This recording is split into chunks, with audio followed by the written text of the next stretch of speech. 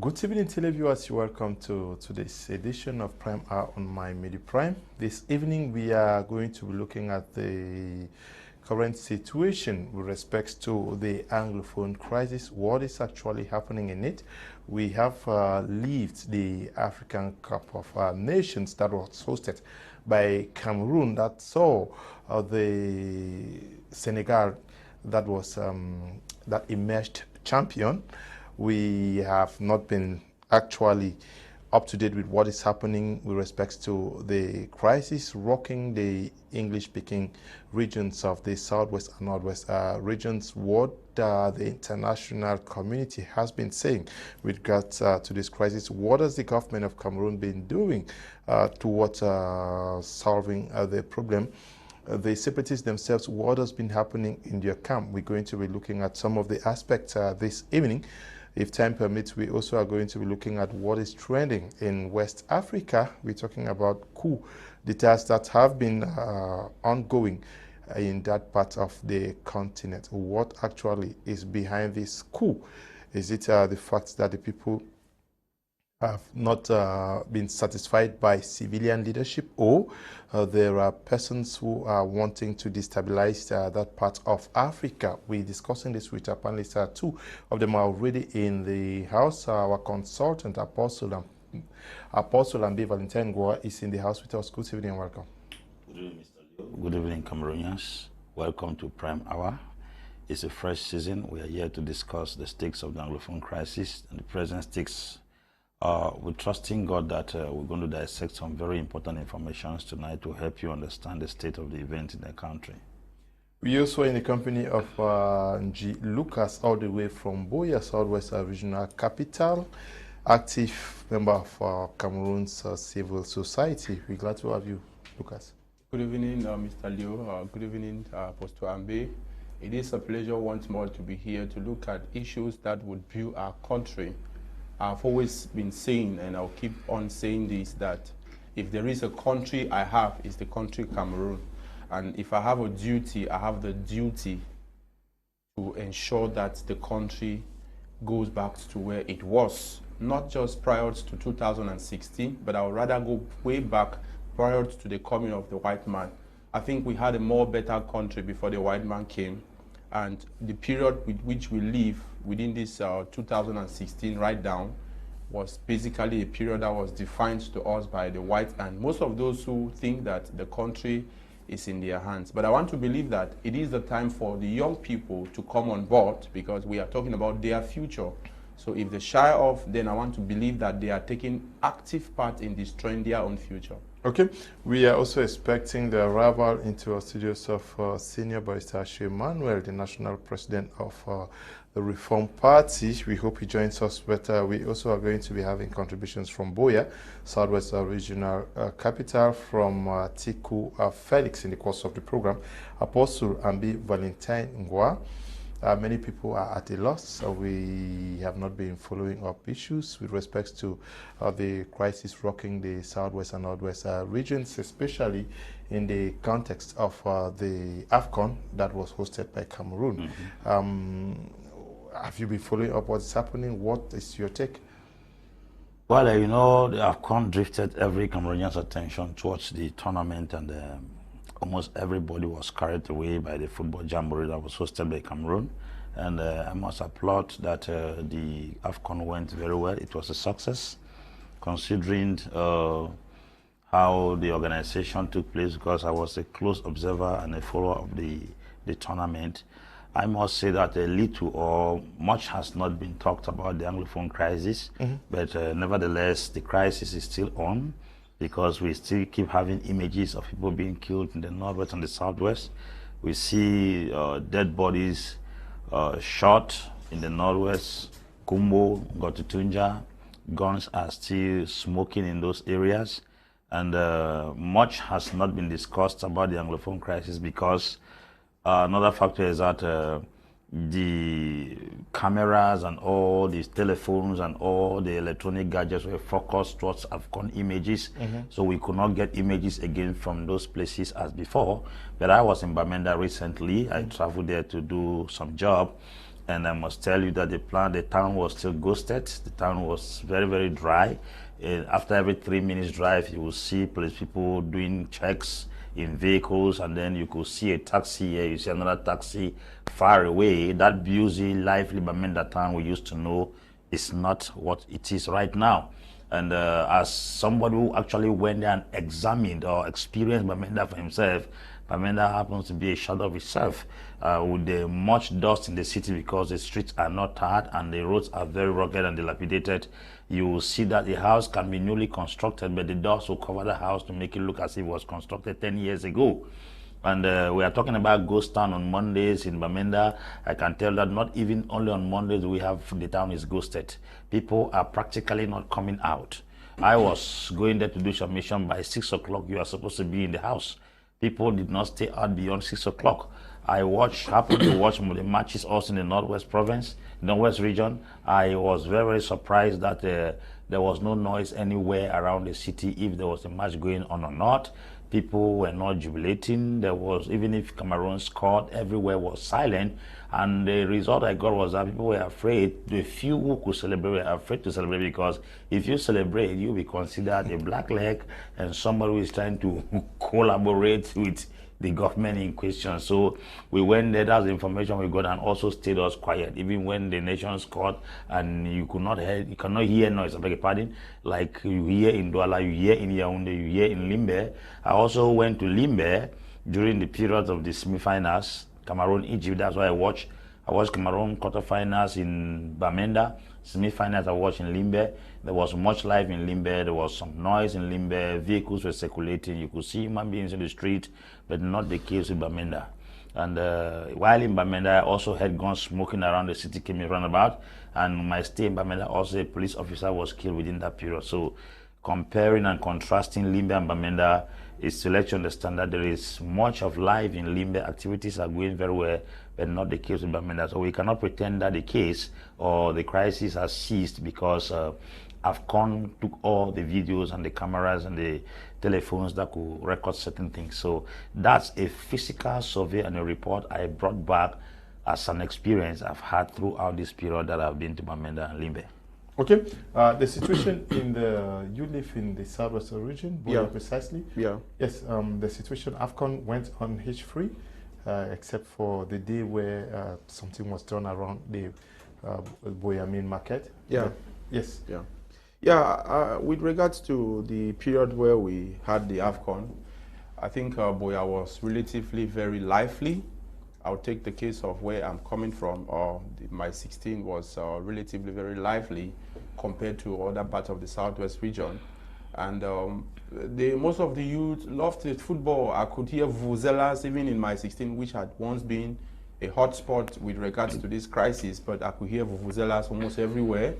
I saw young people cruising in their different cars whenever there was match, especially whenever Cameroon had a football match, which I want to believe that the football on its own had the aspect of bringing back some memories of good times, which basically is what we are all crying for, that we should go back to look at those days when we used to have such life, when we have such an event, except for what we got up on Tuesday and experienced in Boya, where the government primary school group 1 Moliko, we got up just to realize that part of the school was already in flames, which I want to believe that investigations are still ongoing to determine who did the act and why did that person do that act. So I think with regards to the crisis generally, what we also noticed was the aspect of the highly militarized cities, which of course it was already telling, like Apostle says, that in as much as we did not actually have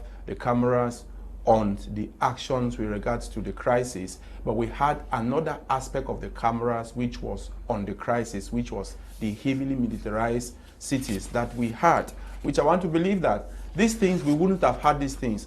You know, in 2017, practically when Cameroon took the cup, I could still recall that even in my 16, we saw the military and the civilians were celebrating together. But contrary to this 2021 Total Energies AFCON, where it was not even very possible for youth to go to certain places, because most often some of the young persons were being harassed by some of the military men on the ground, asking them their identification papers and questioning them as to where they are going to and things like that, which this was not the atmosphere that we wanted. But if you talk about the AFCON went on well. Whenever the Malian team was about to come down, going down to the field, you always see the military quite behind them, which is already telling that the situation on the ground was not the same. I want to believe that it was not the same case with Garoua, it wasn't the same case with Yaoundé, it wasn't the same case with Douala, but it is obvious that it had to be like that in the southwest region, because we have the ongoing crisis, which I'll always call it a senseless war, because it is not helping us in any way. It has come to halt development. It has come to halt critical minds. You cannot actually take that mind that used to be there in the people to put on the ground to see how you can make more from it. So I want to believe that if we are still waiting for that Messiah, we should already know that the Messiah had come already, but those who did not actually understand the Messiah are those who have decided to feed fat from the ongoing crisis. Okay. 2 years ago, yes, it was reported that the crisis in the northwest and southwest regions was one of the most neglected. Do you still have the feeling in today, 2022? I don't think it's the most neglected crisis again in the world, because the Refugee Commission in Norway gave that report that said the Anglophone crisis was the most neglected crisis in the world. But I see a lot of things evolving as a result of other steps put in place to resolve the crisis. And I've seen the international community come forcefully in this crisis. I've seen the US Congress, I've seen the US Senate, I've seen other bodies come into the crisis, and I don't think it's that most neglected anymore. Recently, the Coalition for Dialogue and Negotiation summoned a meeting and a retreat in Canada, which I think some of the things were deliberated there. But since there was some kind of divergence in the views of all those who came there, nothing substantial came out of that meeting. And considering where we are right now as far as the crisis is concerned, the measures put in also by the government to try to curb the crisis has also gone a long way to how do I pacify the tension to some extent. Because I was listening to the news, the House of, the Regional Assembly, the President gave at least 200 benches in one school in Ngwa, which means the regional houses have started going into action. The same was done in Bamenda, in schools somewhere in the Northwest region. I'm sure those opportunities given as a result of the crisis, they have started carrying out their activities, which I also believe that probably as the days are going by, things will get better. But as at now, I want to strongly believe that more effort is still needed to make sure the crisis comes to an end. Because people are tired, people are fed up, people are frustrated. Because if you don't go down to the field and ask the feelings of people, you may sit on television and assume that things are all that right. Until I went down to the field, I was so happy I had an experience to go down to the field to prove in Southwest and to prove in the Northwest how the crisis is going. I must tell you, in the Northwest, the reports are not good, but in the Southwest, to some extent, the places are relatively calm. Limbe is calm, Buea is calm. I don't have any report around Muyoka, Ikuna, but I've been to Limbe, I've been to Buea, I've been to Bamenda. Bamenda, the reports are not positive. They are not positive. To be sincere, they are not positive. What is the impression you came out of Bamenda with? You felt that things were better? You felt that there was need to have gotten to where we are? Or you wished that this never happened to Bamenda? No, I wish that this never happened to Bamenda. Bamenda is where I schooled. Can you give us a picture of how Bamenda looks like? Yes, I want to do a compare and a contrast with when I schooled in Bamenda in high school. I went to PCHS Mancon. I did lower seat, upper seat there. I must tell you, Bamenda was a lively city. My Trinkwen, my 4 Commercial Avenue, all those streets were tarred. You could see, you cannot walk a step without seeing 10, 15 persons. You see beautiful buildings, you see live taxis are circulating compared to this period. Because the last time I went to Bamenda is 2017 to bless a wedding. Things were not as critical as they are right now. As you walk into Bamenda, you barely see humans in the street. I'm talking about the lively Bamenda that you had 1,000 persons circulating along Commercial Avenue, city chemist roundabout, my Queen, taxis were running helter-skelter. You go, you only see people around Mogamo Park. The ones who come, as soon as they land from their vehicles, they disappear to their various destinations. From 4 to 6 o'clock in the evening, people are diffusing out of the street. People, you don't see human beings in the street. From 6 o'clock and above, everybody is indoors. Like there's a curfew, an automatic curfew, not declared, an automatic curfew for fear that outside is not safe. And then you walk into the streets, the once beautiful roads are dilapidated, they are not constructed. Then the buildings that you see there, beautiful buildings, they are covered with dust. You could look at a house from about 1 year, 2 years, you think that's a house of 15 years. I mean, you walk with a sense of fear and intimidation, knowing that the unexpected can happen at any time. And then you will stand at this end and suddenly hear gunshot fire the other way. People are running into their houses. As a matter of fact, it was a time I was praying and fasting that my day should allow for me to take off. Because the insecurity in the atmosphere was not really, I mean, I wish this thing never happened. Because the reconstruction process is going to cost us a fortune. You mean you wept for Bamenda? Yes, I wept. That Jesus stood over Jerusalem and saw the city and wept over the city. My city, Bamenda, my town, Bamenda, my roots, Bamenda, is not as pleasurable, attractive, and beautiful as it used to be. Okay, we have just been joined by Senior Barrister Ashu Emmanuel, the National President of the Reform Party. Senior Barrister, we have been discussing about AFCON, I'm sure 2 editions already. We want to look at the context of the Anglophone crisis. I'm sure you have been following up what is happening. Your take on the situation on ground now? Well, good evening, televiewers. Sorry for the late arrival due to traffic from Bonaberi to where this station is found. Now, we all saw what happened during the AFCON. Luckily enough, the hostilities that began during at the start of the competition had to die down because the population showed real love for the game, and I think even the Ambe boys too fell in love with the game, and well, they came to reign peace during the AFCON around the areas where footballing was taking place. But the story was not the same in other parts because we still have news of hostilities, skirmishes, and all that. Well, the problem right now is that the Anglophone crisis is rocked by instability of the people who are drawing the stakes from the diaspora. We know that the president of the interim government has been impeached. Okay.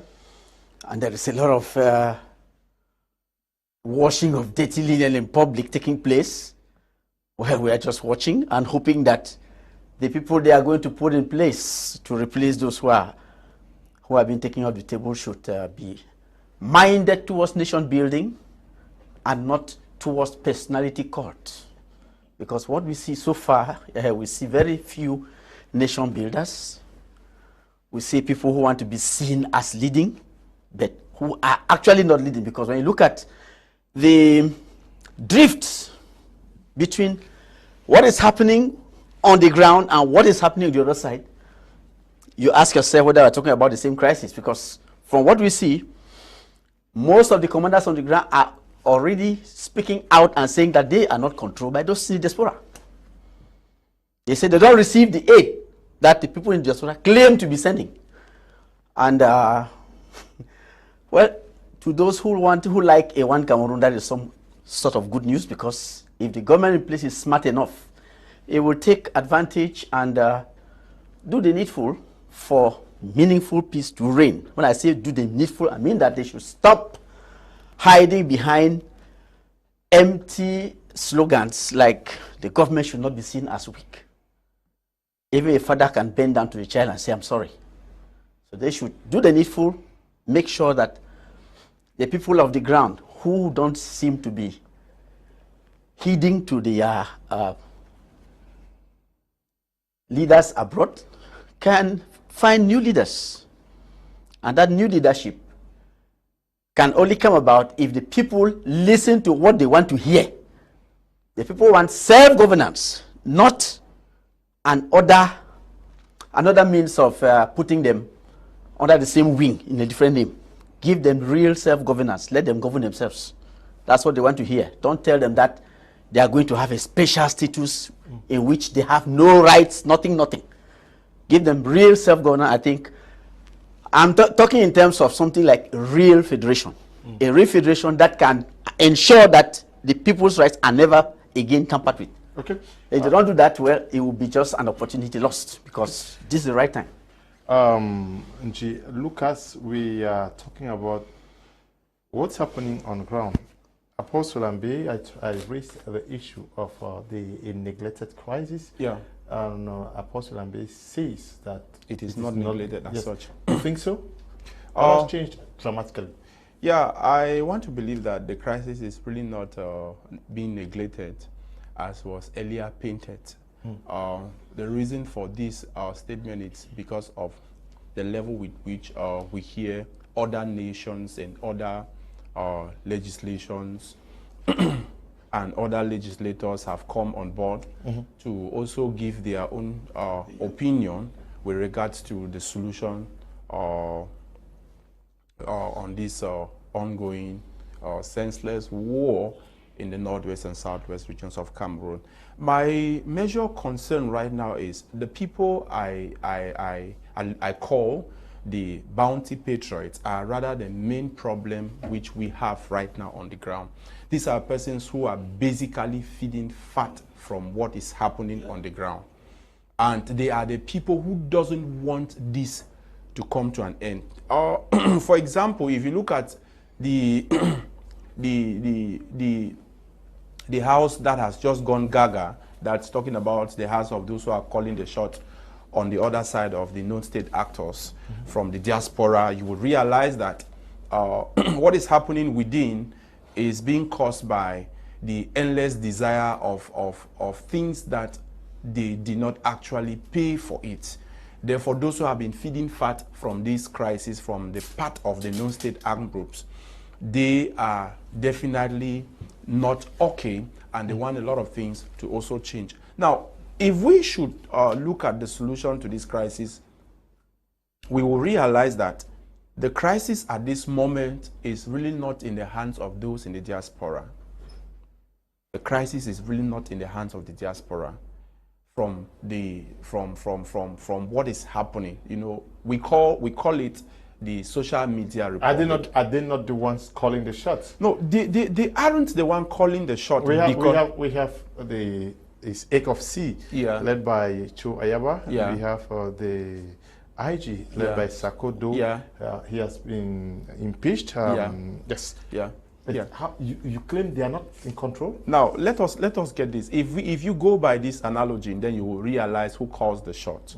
Now, Senior Barrister Ashu Emmanuel said a while ago that these persons on the ground say they are, as it is happening within the Facebook Republic, which is obvious that it is a republic on Facebook, and sadly it is the worst republic already, because it comes to certify a statement that was made by Tibon Nagy when he once said there will be no need for the US to support ideas that will further disintegrate a people, thereby pushing them to start suffering, like the case we have in Southern Sudan. So this comes to certify that statement.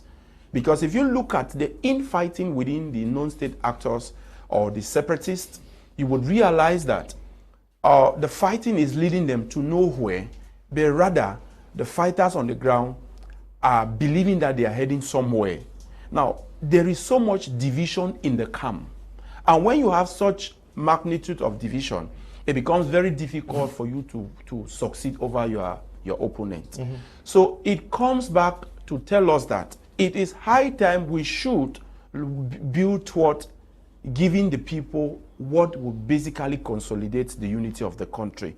The issue here is not the division per se. The issue here is the death the perpetual denier and the refusal to develop certain areas to give to the people what they will have to use for them by themselves to develop their area. This is where the problem is coming from. So if we should handle this issue of bounty patriots, then we will solve the Anglophone problem without stress. And you know, most of these bounty patriots, you find them amongst those who always want to champion every peace initiative that is coming from the state bench. These are persons who will always want to champion such initiatives, but they have their different motives. I want to take the case of the recent situation that happened in Moliko, where this coup was actually set ablaze. You may want to ask yourself questions. For some time now, especially within a town like this, what would have caused somebody to go and set this coup ablaze? That is not the only school which is isolated. But why would this person set this school ablaze? Why is it? And that school happens to be within that same street where Bebe Nondiale was killed.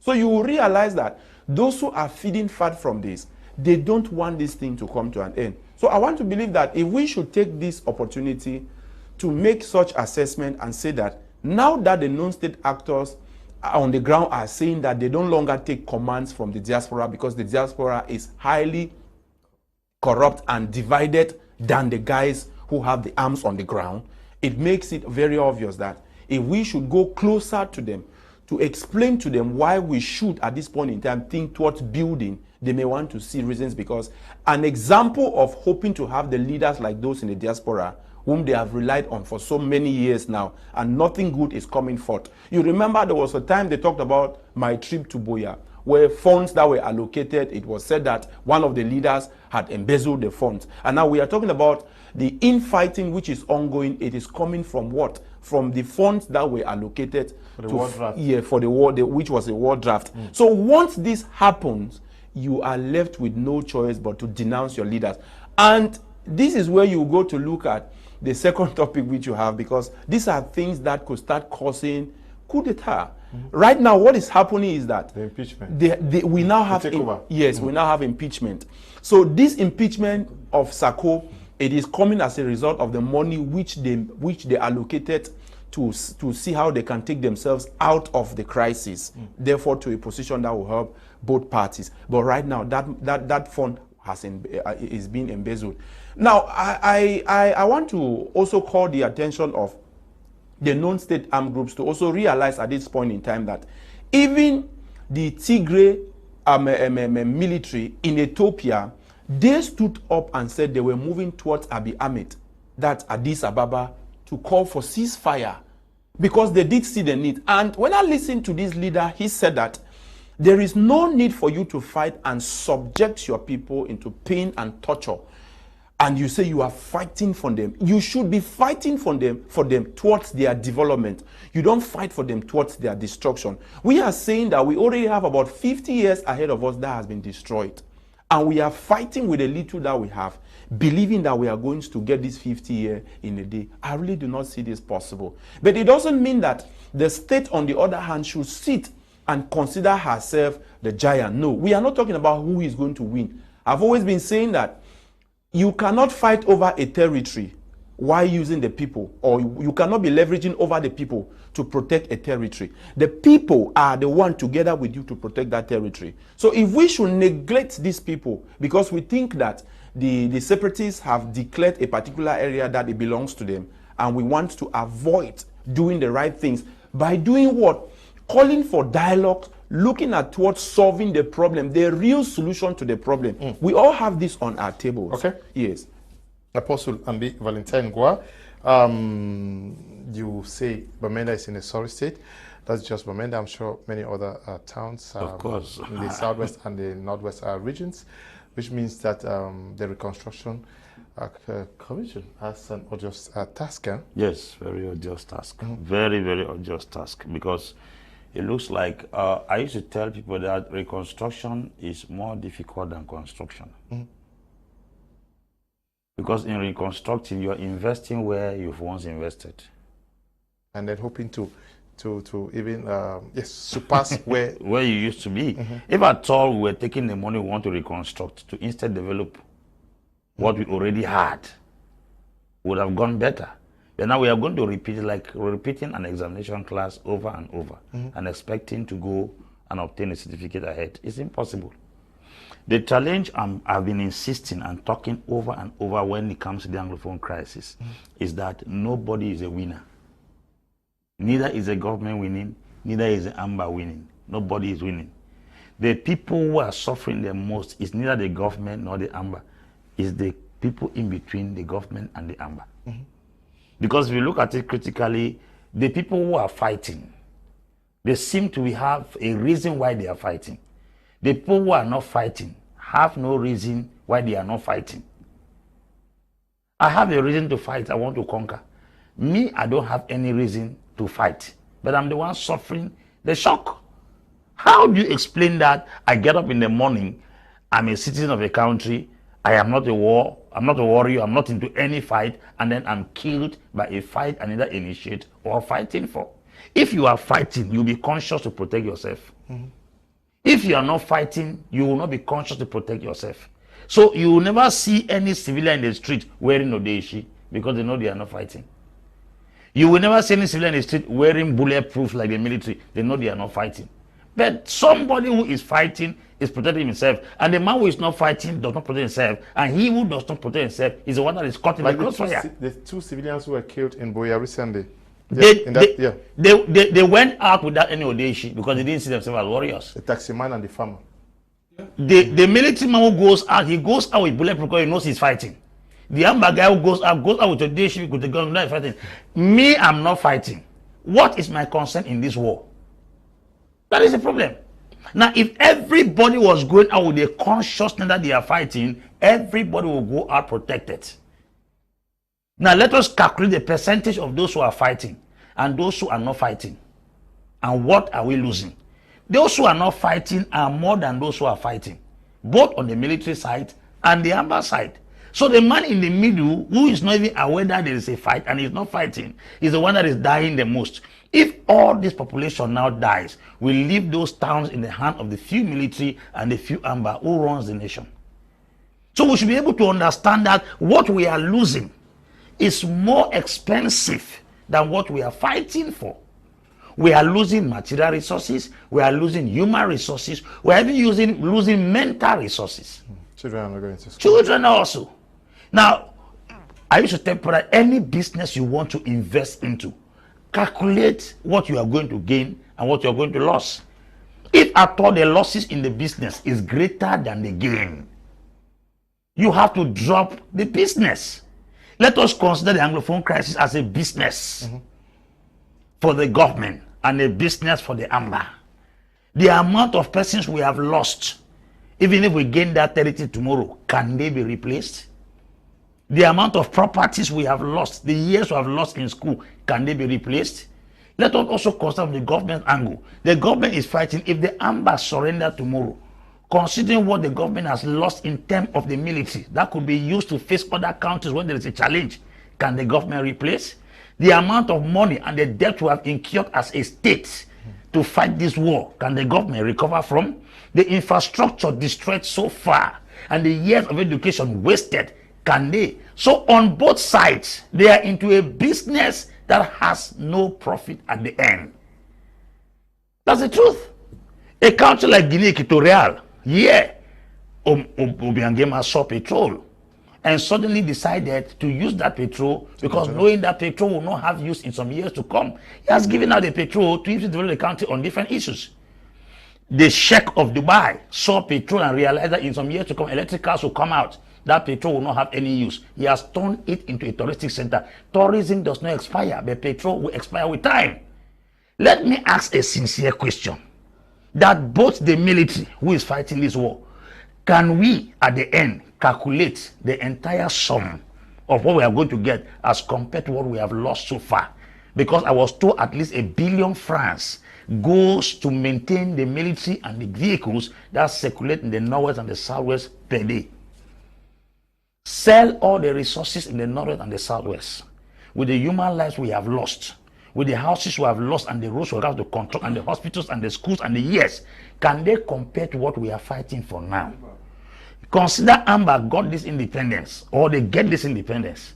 with what we have lost as children, houses, roads, buildings, properties, lives, and wasted years in school, if we sell everything in southern Cameroon, can we be able to recover or get a balance of what we have lost? If it's a dirty business that nobody gains at the end, let us calculate it from an economic point of view. Both Ambe and the government are into a business where they are losers. At the end, there's no profit because no resource, I repeat, from manganese to gold to diamond to bauxite to petrol is compared to a single soul. The person that discovered the Boeing is an individual. That Boeing is an international resource to the American government throughout today. The amount of souls we have buried, one man from those people who have died can create something that can cover all the resources in Northwest and Southwest. Let us know that humans are the most expensive material as compared to any petrol, bauxite, manganese, fuel, or plantation that we are fighting for. So it's a business that will end in shambles. Okay.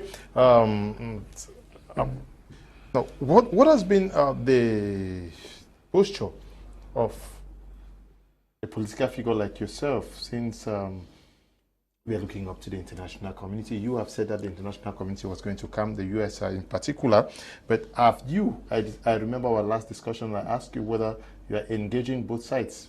He's talking about the government, the Ambe guys. Have you done anything? Are you working with other politicians? What do you think you people as politicians in Cameroon should be doing? Thank you. Before we look at what politicians in Cameroon can do or are doing, let's look at the stakes of this crisis at the international level. Okay. Because today we have coup d'etats in Africa, especially in the Francophone African countries. West African nations, yeah. Yes, and I think that those coup d'etats are having a toll on the French international policy. And in every country where there's a coup d'etat, they say, down with French imperialism, down with French paternalism, down with exploitation by the French. So we've seen French parliamentarians, senators take the floor to tell the French government, change your policies or Africa will change us. So I think with what is happening, the French government, because many people in Cameroon have been accusing France of fueling the war in Cameroon because they want petrol to keep harnessing the petrol free of charge. So with what is happening now in the West African countries, I think if that is the case, if what we are seeing here is the case, then France will have to rethink its policy towards Cameroon. Because if they continue with what they are doing today, there is a very strong likelihood that French policy will also collapse in Central Africa as it is collapsing in West Africa. So I think that this crisis is likely to be influenced by what is happening in West Africa, in the French, formerly French-controlled territories of West Africa, because the French interest is directly at stake here, and the hostility towards the French in Cameroon is not different from what we hear in other countries. You remember just after the summit that the French president had with Africans, he said it was a summit, they had the meeting with Africans and non-African leaders. People told him clean and clear in the face, we no longer want French imperialism. We want to deal with you as partners and not as your subordinates. So if they didn't understand that language, I think the coup d'etats have come to remind them and to show them that the way forward here is not to continue harnessing, reaping where you never sowed. Because that's what they are doing. They are reaping where they never sowed. You keep a country in war because you want to be harnessing, carrying all their riches free of charge. Like what was happening in Burkina Faso, Mali, and all that. Central Africa. The time will come when the people will stand up, and that time seems to be now. So I think that the happenings in other countries are very likely going to affect what we are living here. Again, before that, you saw the reaction of the European Union that also went the American way to enact something, put something on the table, and say, no, this is enough is enough. Peace must be made to reign in Cameroon. So I think coming back to the comments that made by my fellow panelists here, the war is no longer neglected. It's being taken care of by the international community. Many more people are standing up to say this thing has to come to an end. And hopefully, this 2022 might be the year when everybody will have to come in to make sure that this thing comes to an end. Now you come back to local politicians. Mr. Kum, what do you want? What do you think that Ashu, as an individual, or president of Reform Party, can do to make France to change its policy, or make the Cameroon government to change its policy of not negotiating with its own children? That is where the problem is. We are telling them that this is a political crisis. Don't try to solve it militarily, because military, it means you're having an opponent on that side. You don't have an opponent. You are dealing with your children. Put them, call them to the table and talk to them. They say no. The state should not be seen as weak. We are going to crush them. Sir, this is a wrong thing. Yeah, but for 6 years, you have not crushed them. This is and no army has ever won a war against its people. This is a Reform Party talking. Yes. Have you engaged other political parties? I'm asking you, what engagement do you think political parties can bring to bear on a government that has its policy and doesn't want to change it? Maybe if we have close to 300 political parties in Cameroon, what if 200 of them could come together and say, we want to talk to the President of the National Assembly, President of the Senate, and other things that have not been done, and then try to impress on them that why do we see this happening, and maybe the National Assembly has never spoken about this, and a host of others, and also let Cameroonians see you people requesting for an audience with the President of the Republic to also discuss this with him.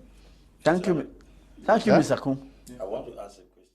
You say we have 300 political parties. Those 300 political parties could be 300 persons. That's what I'm saying. Not 3 million people. No, I mean, no, not 3 million people are not going to request for an audience. I mean the presidents of these parties. Political parties. Yes, Mr. Kum, I just asked you the question. Of what use is that going to be? Because if this were a government that listens to people, they would have listened 20 years ago. People have been talking and talking and talking. They created, they organized the major national debates. That brought, I mean, if you imagine the kilometers of literature that were put on the table, what have they done with it? We personally gave a 7-page documentary that gave them all the solutions that they could think of. The thing is that... Are you saying you've given up? Well, they choose the path of war, which they don't seem to be abandoning anytime soon. Okay. And just look at what the parties that came up with an initiative to try to propose an alternative electoral code. What did they receive? I don't have time to waste, Mr. Kum. I don't have time to waste. If they choose their solution, they will face it. They will face the consequences. If you think the government is not going to respond to your plea or request to meet the President of the Republic, because some persons see that the President may not have been given the right information, maybe through an audience with you guys, the President may learn certain things that were never presented to him. But if you think that the government is actually not receptive to any initiative that is coming from your side, have you also made that same effort towards the separatists themselves? Thank you. Mr. Kum, the President of Cameroon, is the most informed human being in Africa. He has all means of getting information. Look at the presidency. You have the services around the presidency, the army, the gendarmerie, they're all linked to the presidency. They are controlled from there. Every policeman you see on the streets reports straight to the president. Everyone. So let nobody fool you that the president doesn't know what is happening. When this crisis started, Dampulo came up in Bamina and said the president may not have the right information. You remember what he did? He put the people, the leaders of the consortium in the video conference with the president. And there he could not say, nobody could say again that he was not informed. Okay. He had the information first hand. What did we get as a solution? Arrest, detention. So, I mean, there is a time when people should tell the truth. They know what has to be done. They don't want to do it. They will face the stakes when the time comes before the people. We are tired of talking to people who don't want to hear. Have you spoken to the separatists? Separatists. But you know what it is. You talk to separatists, you are one of them. Now, please, don't carry me there. I don't talk to them because no. I don't want to be identified with as somebody who talks to the separatists. I don't. They invite me for their shows. I turn them down because this government is a government that will want to give you a tap and say he is a separatist. I am not. I only sit, watch what they do on Facebook, in WhatsApp. I don't talk to anybody. I have given my own contribution. Each time I have the opportunity, I tell the government this is what you should do. You say people should dialogue. And you don't want to talk with people you consider your children? No, sir. My position is that a meaningful dialogue should be organized between the warring factors, the factions. We know who the factions are. We know who the people are. Don't pretend that there is one state, there are two states. Let the two representation of the two states be on the table. Yes. Yeah, I think with regards to what you were asking, Senior Barrister Ashu Emmanuel, whether there is some kind of talk to the separatists, I want to believe that I would rather look at it from the point of a political party going down to talk to the people, not necessarily the separatists. But I still did not get that point whether they have organized programs. Are we saying that political parties have virtually nothing to do? Yes, I never saw that point where opposition political parties organized a program to talk to the people or to sensitize the youth or to call them off the street or to tell them that the non-violent way would have been a better one than the arm-carrying way. However, I think this also should come to serve to us as an eye-opener, that political parties tend to look at, I'm speaking for the civil society whom I represent largely. Political parties tend to look at the populists only when they want their vote.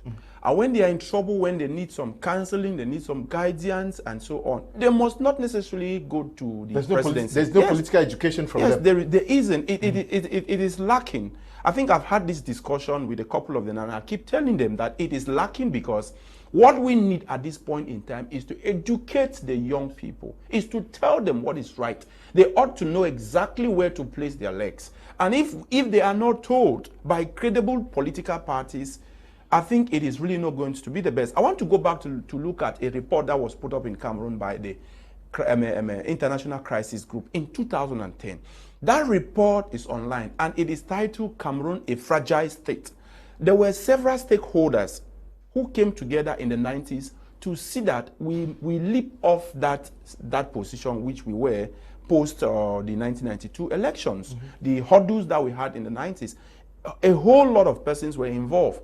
The civil society was there, the political parties were there, the church was there, and so on. So I want to believe that the opposition political parties in the country, in as much as they have every right to tell the state what the state ought to be doing, but I want to also believe that they are missing in the field. The people do not feel them. They don't have that time. You must not organize it. I may not be telling them what to do, but I think political education is grossly missing within the different communities. So I think the separatists basically they would want people that will resonate with their opinions. Once you say things that gets them quite happy, you could tell them the things they really want to hear. Eventually, they are going to make you yours. And when you want to tell them what is right, not necessarily what is against them, because there is the difference between telling you what is against you and what is right. And whenever it is time for what is right, it becomes a problem. But the bottom line is, we should, at this point in time, think about the common person. Because that common person is the one whom you claim to be fighting for. But if that common person, whenever he speaks, be it what doesn't go your way, you tend to look at it as though he is fighting against you, then you are not fighting for that person. Likewise, the government. We cannot say that the military solution to the ongoing senseless war is the best. It will never be the best. We will keep losing. We are losing on both ends. We are losing military, we are losing the civilians, we are losing the Ambes, because as it stands, the Ambes are basically the non-state armed groups. As they are known as separatists. But when you remove them from that position, they are not the regular army. So in a sense, we are killing fellow Cameroonians. Cameroonians are killing themselves in the name of protecting a particular territory. Some feel like they have certain degree of authority on a particular territory, which I want to believe that it is not going to lead us anywhere. So in my opinion, Mr. Kum, I think it was high time for these political parties to, why not, go down to the field, speak to the young people. We have a significant number of young people who are getting radicalized daily. How do you de-radicalize them? Because the ideologies that circulate within them eventually radicalize them. So I want to believe that a party like the Reform Party, on the other hand, should not just focus on meeting the president or going to the presidency.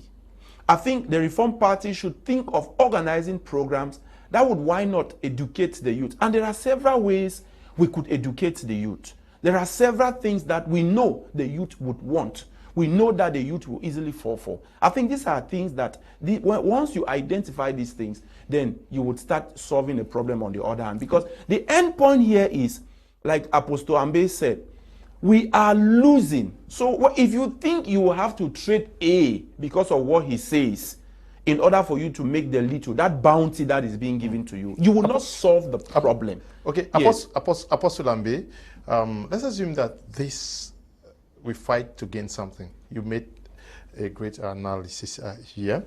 5 years into fighting, who has actually gained what? Yes, so to speak. Who has gained what? Mr. Leo, I have said it and repeatedly, I will still say it on this platform repeatedly. You see, everything you fight for, in the actual sense, is a business. Mm-hmm. Nobody fights for nothing. Everybody fights to gain something. Mm-hmm. And if at all we are fighting, there's definitely going to be a gain at the end. How can you explain that what you are fighting for, you are destroying? I'm fighting to own CDC. Mm-hmm. You have CDC to burn is down, destroyed. You have to burn down CDC so that when you get it, you rebuild it. Mm-hmm. I'm fighting to own CDC. Mm-hmm. The reason why I'm fighting, because this property of mine is being misused by others. Mm-hmm. I do not fight the person who is owning the property. I destroy the property. I'm fighting to gain Sonara. Mm-hmm. It's burnt. I am also fighting to protect on the government side. I'm fighting to protect CDC. It's my own. I'm losing it. I'm fighting to protect Sonara. I'm also this is senselessness at its peak. Yeah. I'm telling you, if the government is really, really tactical as we put it, they were supposed to have known very well that what they seem to be fighting to protect, they are losing it every day. Mm-hmm. One, the military, which we recruited in this country, definitely we were recruiting them as an external force. Definitely. To protect the interests of the citizens. Yeah. The military is to fight Boko Haram. The military is to fight the rebels at the east. Yeah. They have not even rendered the services they were recruited for. They are dying for something that they were not called to fight. They have been exhausted. Let's reason, Barrister. If at all you and I are fighting, you want to own this building we are sitting in. In the course of fighting, you destroy this building. What are you fighting for? Nothing. Let's find out what we are fighting for. Because the things we are fighting to own, one of the things they have said that they don't want CDC headquarters to be transferred to Yaoundé. That's one of the things they are fighting for. The CDC headquarters is not CDC. The palms are down. The bananas are down. The robbers are rotting away. The workers are no longer working. Plantations are now being opened in the south. Plantations are being opened in the south. Mm. So what do you seek to protect? That's what we are fighting for. It's going elsewhere. Mm-hmm. That's what we are fighting for. We are fighting because we don't want them to take away Sonara. Sonara is burnt down to ashes.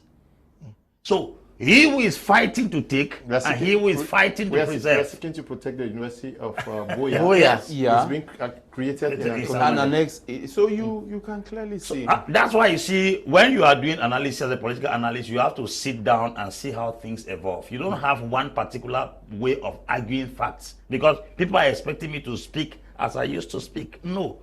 As a political analyst, you analyze based on what is on ground. You don't analyze based on how people feel.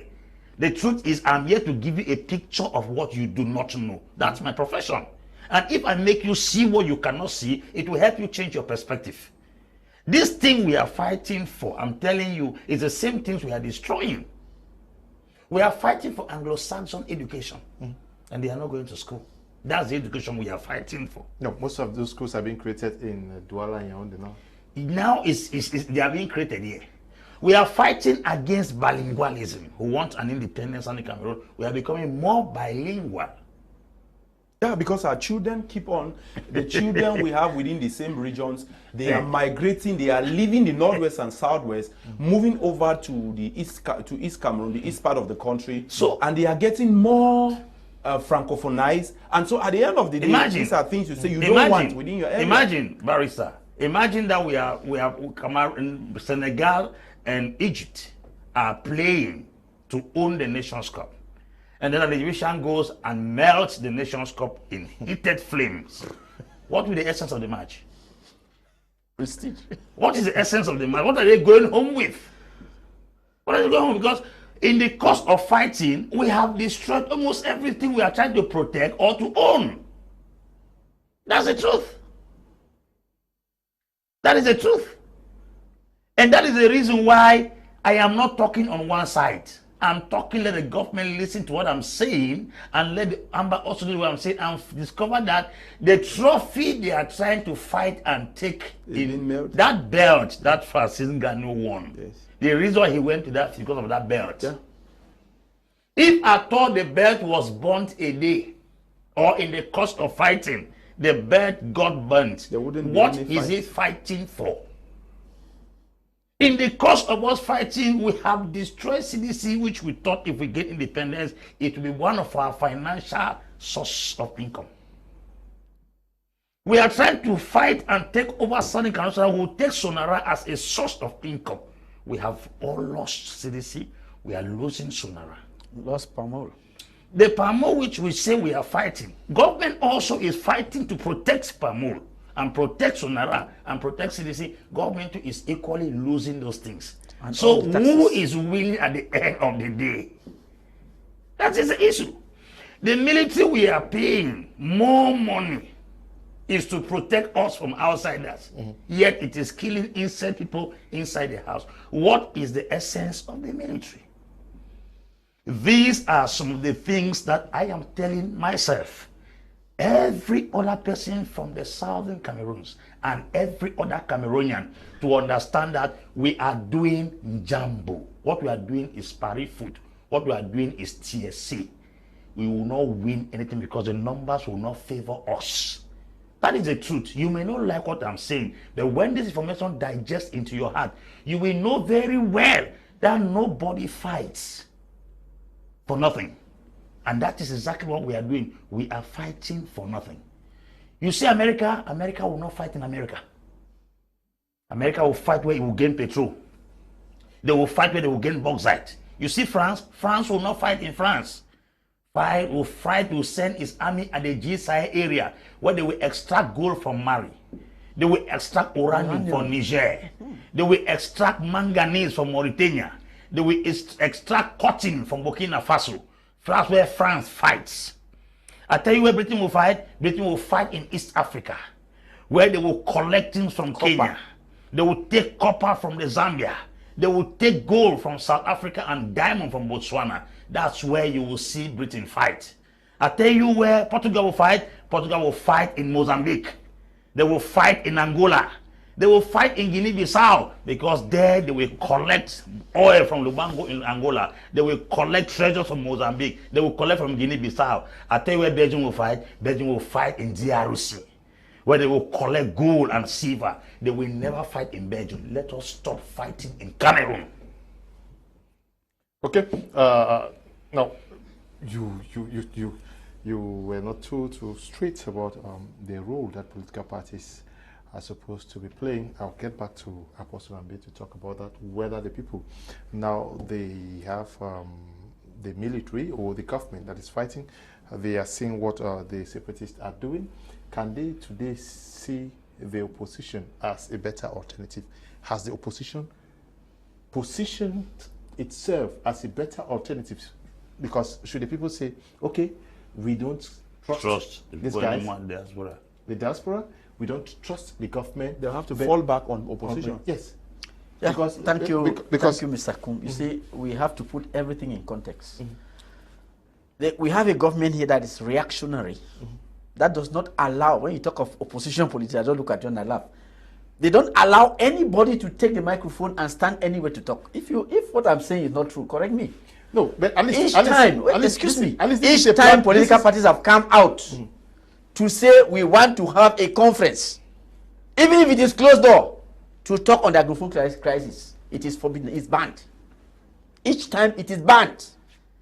These people who made the electoral code in Yaoundé wanted to address the public. It was banned. Yeah, but the MRC, the MRC has consistently talked about the Anglophone crisis. I'm sure the SDF too. The Reform Party has always talk about Anglophone crisis. So you ask me whether political parties cannot come together. We can talk in isolation, yes, but coming together, where will you sit?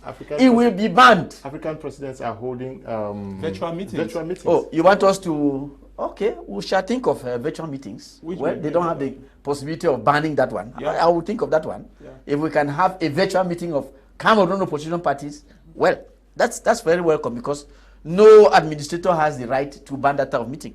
You are in your house and in my own, we hold our meeting virtually. Okay, I think I will think about that one.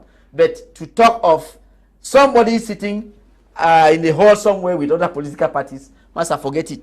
Now, let us look at the youth who are down in Southern Cameroons. Ashu comes there to come and talk politics, preach politics. You remember what happened here one day? I left here. I was being threatened by somebody who calls himself the spokesperson for FACO. Because I said Cameroon is not to be divided. He called me, sent me, made audios that he divided everywhere. I'm a traitor, I'm an enabler, all those stuff of nonsense. I thought, you imagine me going out to go organize people to say, let us talk politics. Massa. Do I have my own Odishi, or do I have bomb proof? No, leave that thing. We can send people who will talk. We have our techniques. We have our techniques. I go down there, but I may not have a rally, but we know how to handle them. We train people who go down and talk to them silently, and the message keeps going, you see. It's not because there is war that we shall leave the territory empty. No, that's not true. We send people down at the schools, the various big agencies and school and workplaces with the message. People understand what we want, but I cannot take the risk of going down there to go organize political rally. First of all, those administrators who are there will not allow. Secondly, the Ambe boys will say, this is our territory, we don't recognize you. So it is too risky for any politician to go out openly in a war situation there to go and say that he's lecturing people. All we have is the press. The hands are tied. The press. We can talk television, radio, written press. Yes. Yeah. But to say I go down there to go and organize people. But to some extent, what I mean is the government has a blueprint, according to them, on a way out of the crisis. They say we are starting with a major national dialogue. After the major national dialogue, we are setting in place a reconstruction committee. There is the DDRO and a host of others. That is their way out of the crisis. Should we, at this point, not have seen a very clear blueprint from the opposition, which could be more seductive than what the government is saying and better than what the separatists are offering? As the people would say, oh, these guys are telling us something better. What we have in Cameroon is not politics. Okay. I have said it and I'm still repeating it. It's backbiting, blackmail, malice, bitterness. We have created more enemies than rivals. Politics must have rivals, not enemies. And what we have in Cameroon is not politics. We are doing a lot of bigotry, bitterness, hatred, malice. The opposition parties, in the actual sense, are not supposed to stand against each other. But when I go to TV platform, I'm not a politician, I don't belong to any political party. You will hear MRC man trying to talk down the PCRO and man on that platform. That is not the opposition. Every other political party has one opposition, and is a ruling party. And those parties should come up not to insult the ruling party, but to show a better way to what the ruling party is doing. And that is the reason why in Cameroon, we spend time developing animosity, bitterness, and hatred amongst us. On a platform like this, when PCRN sits and gives a point against the state, The MRC leader sitting there supposed to say what the PRN has said, and if at all what he has said is not effective, we are adding this to make sure that even the government in question cannot do this. But when they come on the platform, they will leave the political party in power. Reform Party wants to stigmatize, lampoon. They want to show the people that yes, they want to lambast the other political party. In actual politics, Mr. Leo, all other political parties have one rival, is the party in question. But when they come and sit on a platform and they start doing brand affair on who is better, the real enemy is the one who is on the throne, not the one who is contesting the throne with you. I was at Equinox once, there was an SDF militant, an MRC militant, and a PZR militant, and the began. When I stepped in, I told them, I'm talking as a political scientist and a political analyst. All of what people are doing here is not politics. It's bigotry, bitterness, hatred, blackmail. You have raised more enemies than rivals. Rivalry has no bitterness. Enmity has bitterness. Rivalry is positive competition. Energy competition. But enmity is born out of a buried bitterness. PCRN wants to make MRC know that they are nothing. PCRN, Reform Party, and the rest must make people know that what the CPDM has done is good, but they have something better to offer. That is the truth. You can even make sure by convincing a CPDM member to follow you, because politics is showing people better than what the person who is working at hand is doing. That's the truth.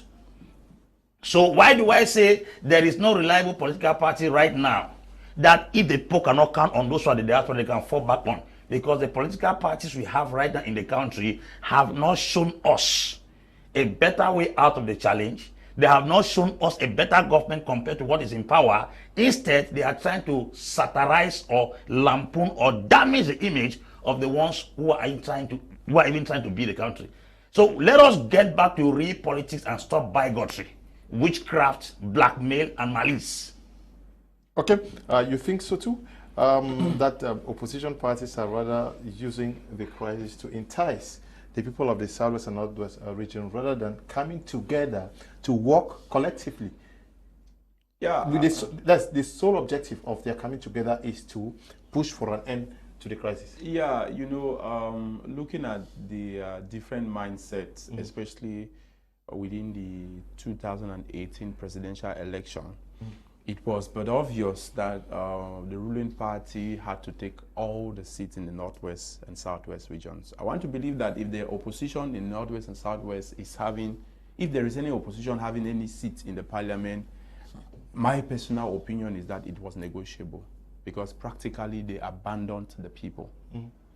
And it is but obvious that within the context of this crisis, the separatists have a virtual republic, and most of their followers are on these social media handles.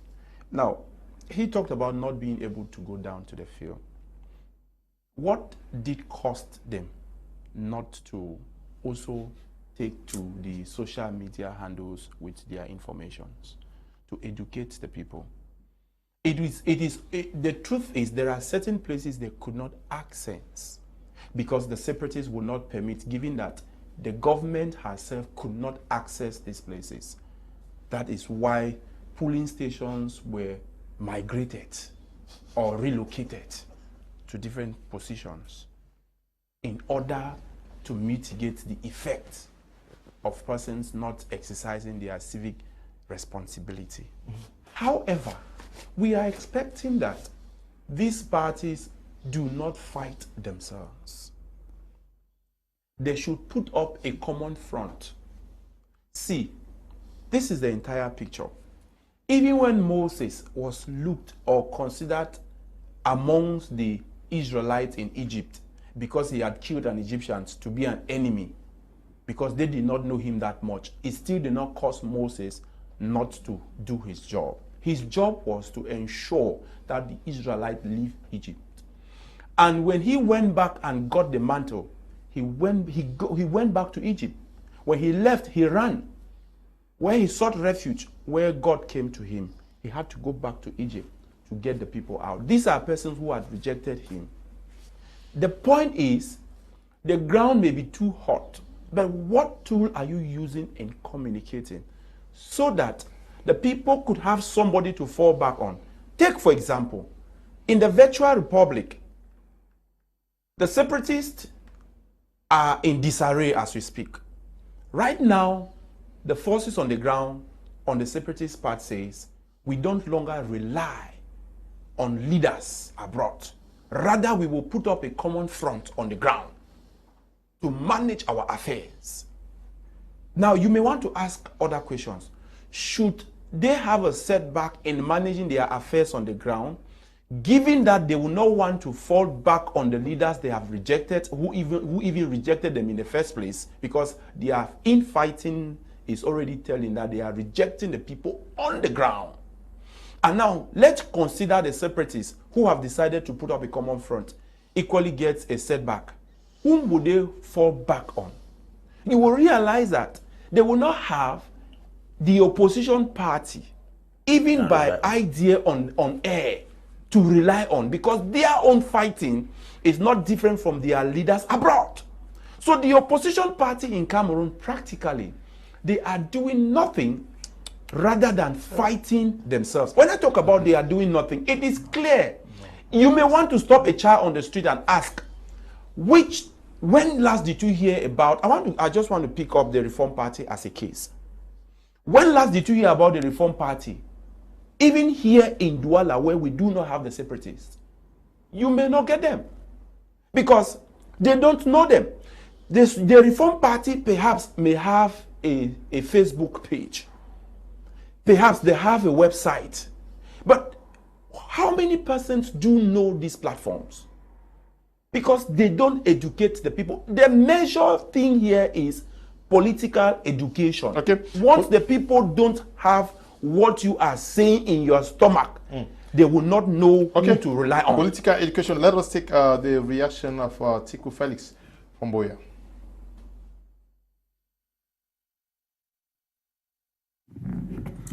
Hello, good evening, Mr. Liu, and good evening to the entire panel. Mr. Liu, with regards to the Anglophone crisis, I want to say a lot is actually going on, and certain things have come into play, which are actually, to me, the determinant factor of what is actually going on. Mr. Liu, no, people have become so knowledgeable with the realities of the crisis. You see, every Anglophone accepts the fact that they were being cheated and marginalized and wanted a better condition and equal status. Normally, we don't want to be special, or we don't want to be looked as special. We want to be equal because we are equal. I don't even see who is he that is qualified to give us a so-called special status. Well, Mr. Leo, we just want equality in all ramifications. So people have gained a lot of knowledge with their realities on ground. They have come to understand that they are being used and being manipulated forcefully by a few who are not even on ground, yet using them to make serious money and enjoying their lives. You see, when the ones who pose themselves as leaders start fighting for a position that is not yet existing, it makes you to start thinking backward or taking backward steps in order to look well before deciding whether to continue in the pursuit or not.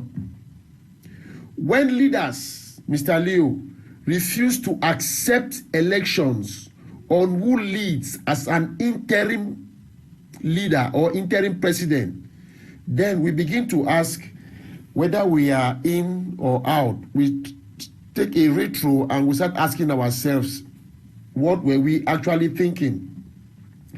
Mr. Leo, when you don't have a say and decisions are being taken, not caring how it affects you, you then start thinking twice. This is what is actually happening with the Anglophone crisis.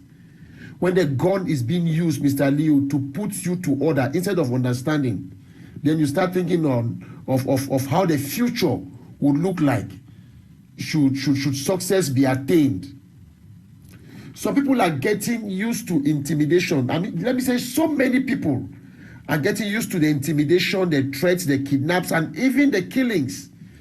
And people are no longer afraid. They don't give a damn anymore. That's why you see so many of them going back to their base, even right in the suburbs, where it's still being heavily held by those guys. Mr. Leo, and you know that the strength of these self-acclaimed or self-proclaimed leaders is dependent on the people's respect to the rules and the laws imposed on them.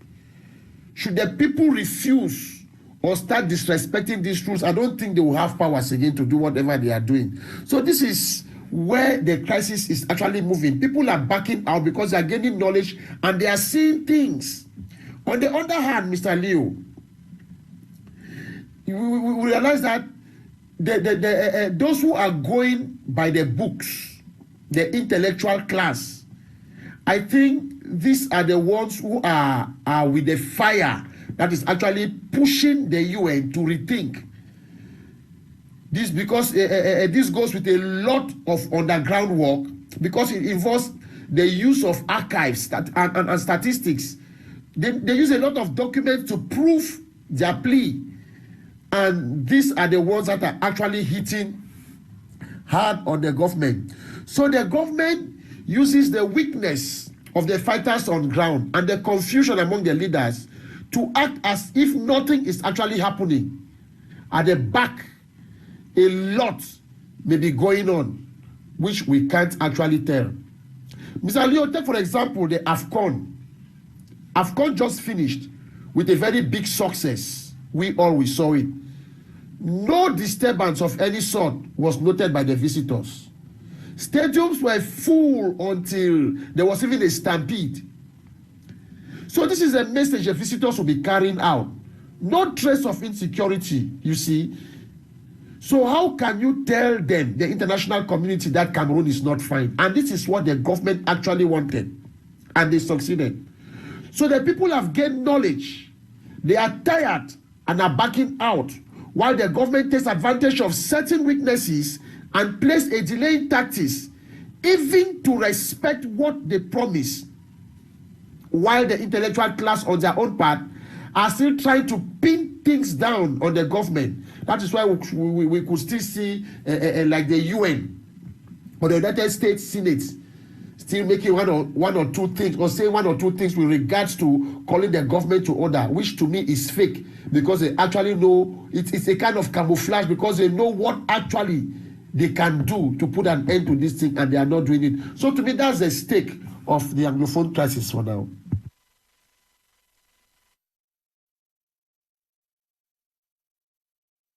Okay, the situation as seen by Tiku Felix, who lives in Boya. I don't know whether what he said is actually the situation on the ground. You live in the south also? Yes, the truth is, we had, the day we had the shootings leading to the death of a taxi driver who, and the farmer. Sadly, that taxi driver is a friend. He had been a colleague. We have both hustled together, William. Yeah. Except for that particular day, every other day, I want to believe that the teams that came in place, they know already that the military will always guide them. I want to believe this is the same thing that happens when Cameroon goes somewhere to play football. The only difference was the number of military. But if you were to talk about the streets being deserted because the separatists had posed a threat, practically it did not take place. Of course, there was no sit-in or lockdown days given to the people by the separatists themselves. So you can clearly see that some of the separatist factions, they are realizing that in order not to completely lost credibility and reliability on the people, they had to pipe low on so many instances. And the result was what we did see. Yes. So, except for places like Kumba, going down to Mamfe and the rest, where certain areas. But even in Kumba, which I got a report from a focal point, there was jubilation in Kumba.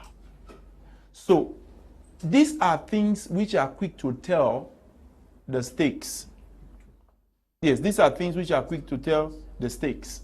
So, okay. Yes. Okay, no, I just wanted him to react to what... I didn't react to what he said. Okay, yes, you want to react to... I didn't react to what he said, the damaging statements he made about political parties and about Reform Party. Okay. Oh, yes.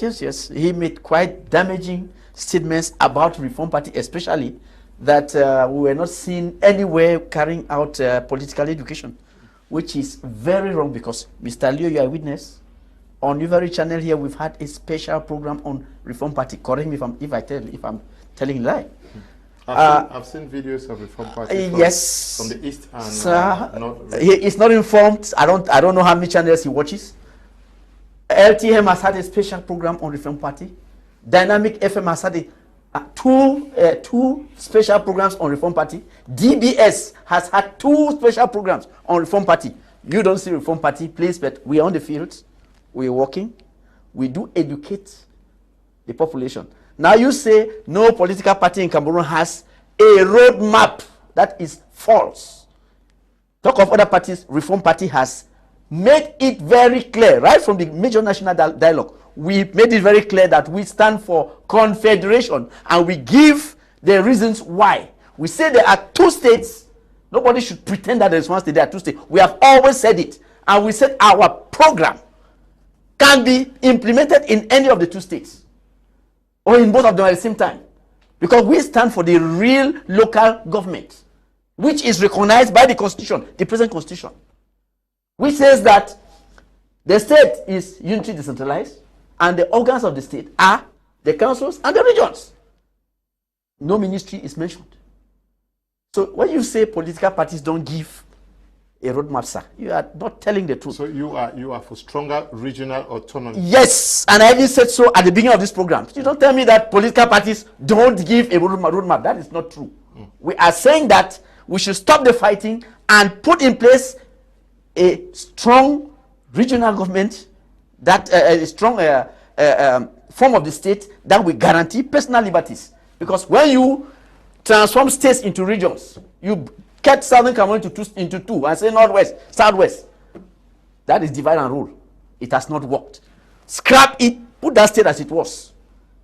If you look at the bill that was supposed to give us the definition of a Cameroonian, they tell you that to be a Cameroonian, you must either originate from East Cameroon that Republic of Cameroon that got its independence on the 1st of January, or from Southern Cameroon that got its independence on 1st of October. But when you come to the field, what do you find? You don't find Southern Cameroon, you find Northwest, you find Southwest.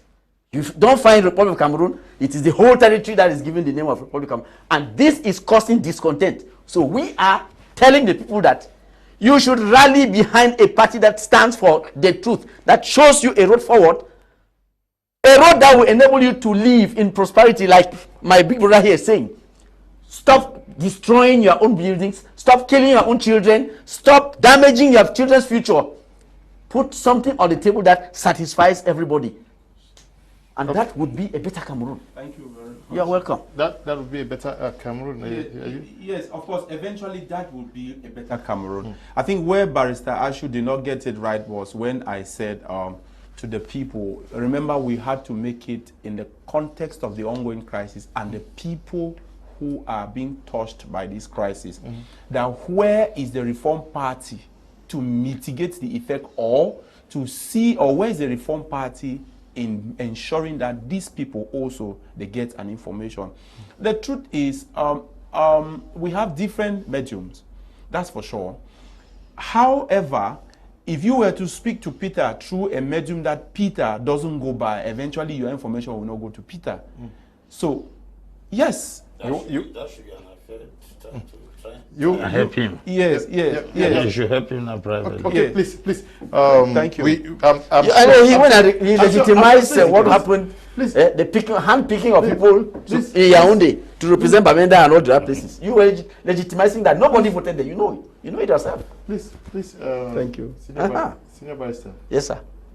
He's acknowledging what you're doing. He wants you Yes. to do more. I'm sure that's Exactly. Okay. Yeah, Exactly. Thank Let you. him Thank you. get You would have said so and tell earlier. you more medium. He wants you to do more. You would have said so earlier. Apostle Ambe, Valentine, Ngwa, we're looking at the situation, Anglophone crisis, current stakes. International community, you think that is where our salvation will come from? The million-man question we should be asking is where and when has the international community actually intervened in a case particularly concerning Africa and giving a possible solution?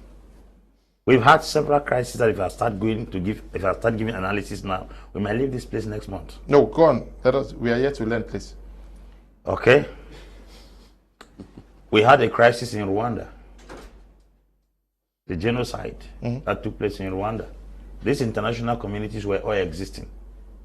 And an estimated amount of 286,000 to 1 million persons died in Rwanda.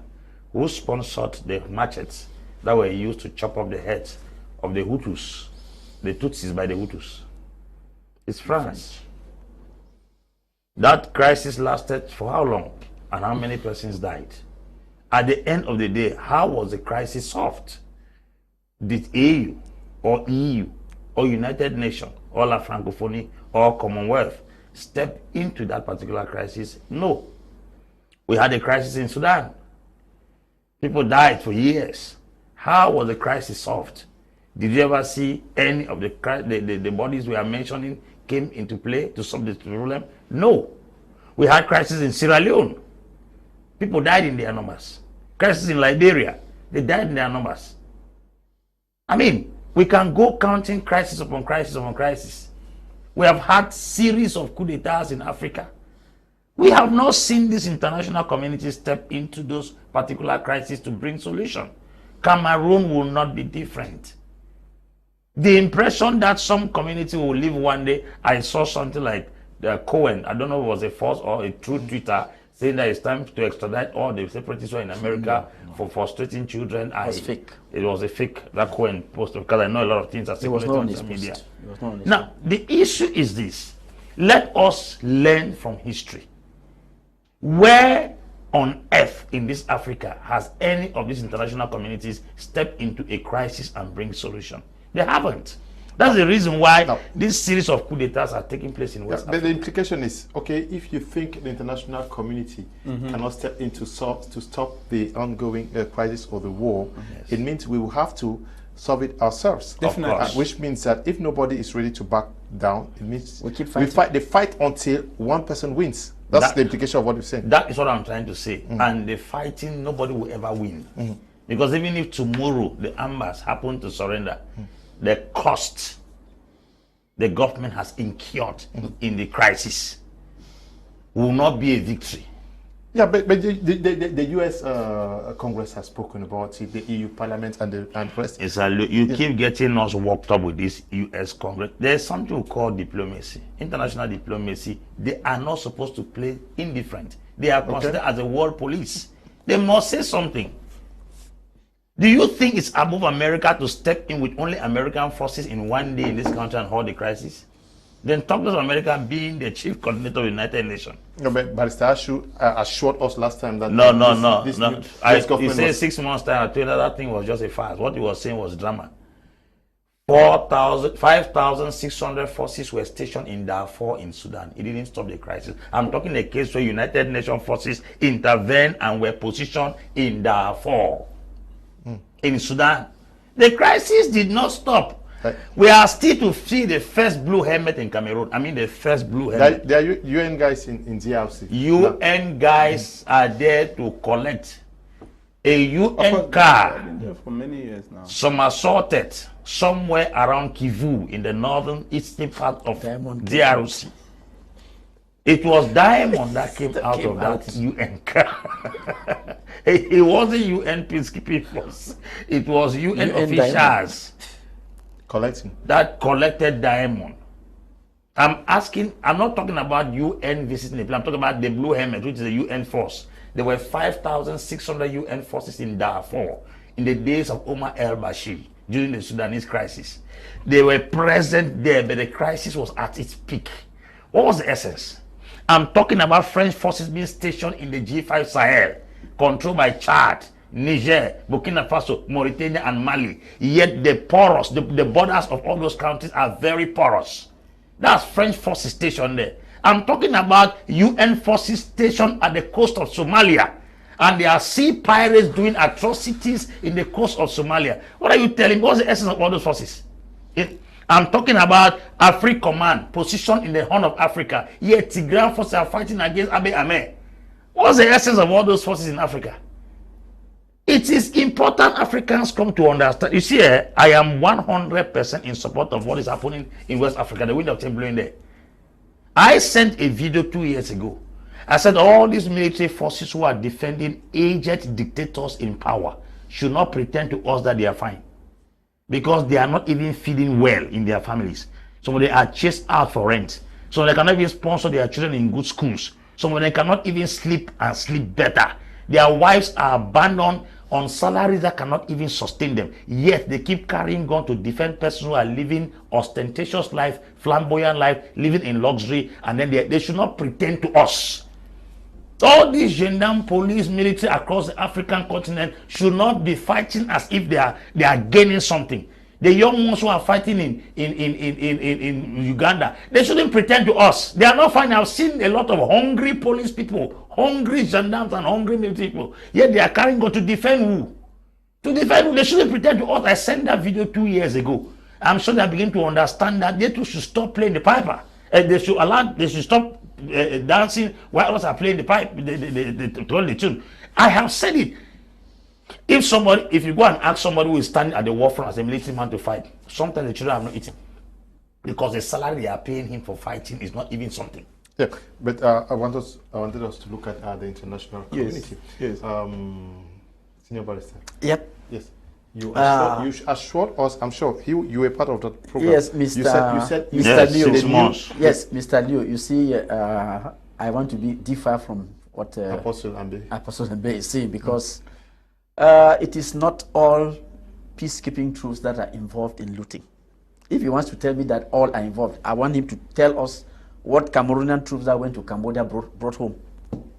What Cameroonian troops that went to Central Africa. It's not all. No, I want to clarify that point. I want to stand with our own now, because our boys go to Central Africa here and come back. Do you see them with diamond? Do you see them with things looted from South Africa? I call you Central Africa. I call UN vehicle. I mentioned Cameroonians go there under the banner of the UN.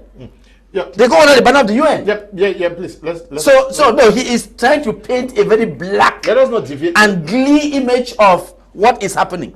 Now look, the fact that some UN forces, some countries go under UN flag and commit atrocities does not mean that it is a general rule.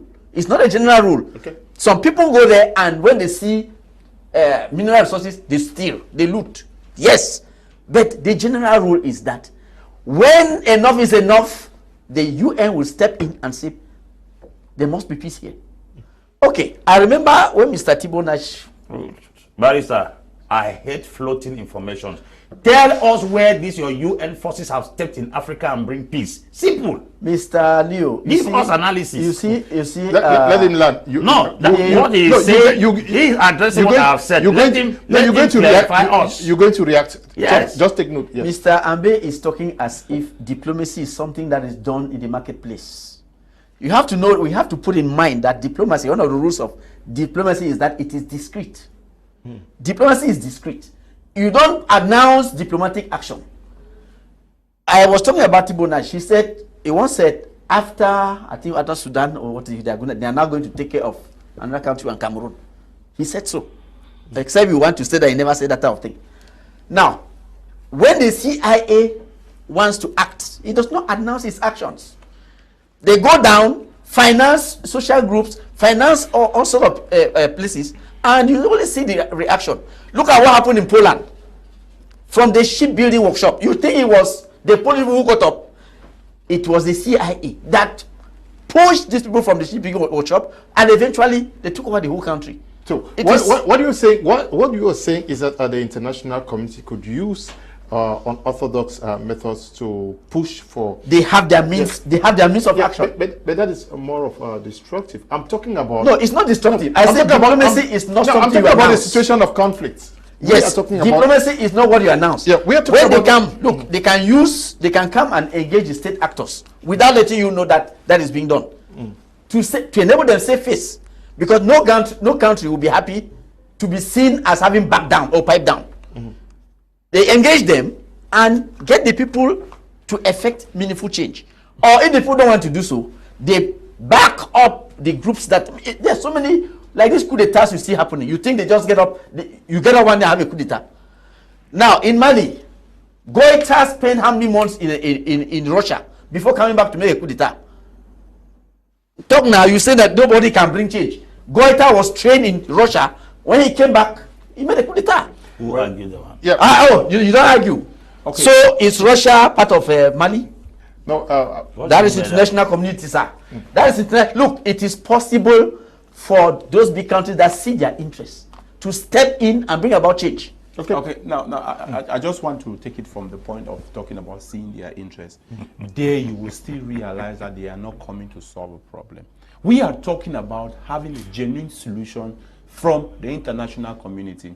I would rather look at it from where the war is right now. Mr. Leo, the war right now is heading towards isolationism and power show.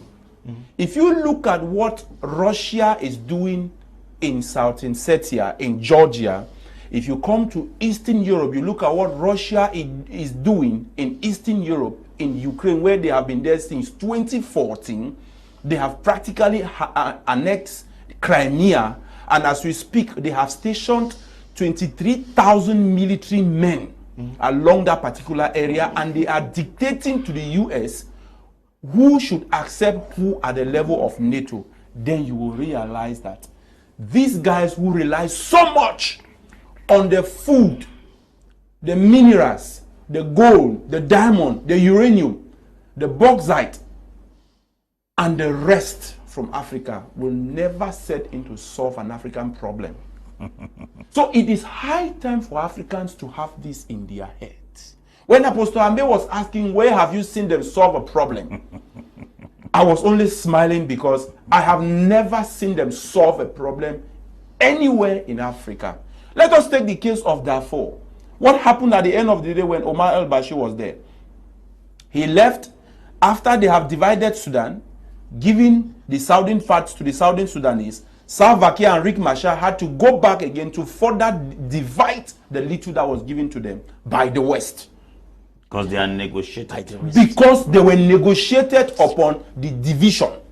So we should not think. You get it. So what you need to know, Barrister, is this: the international community, as we keep on calling them, they are not there. I don't want to go into the crux of the setting up of the Bretton Woods institutions, which we all know they were simply put up to continually hold African countries.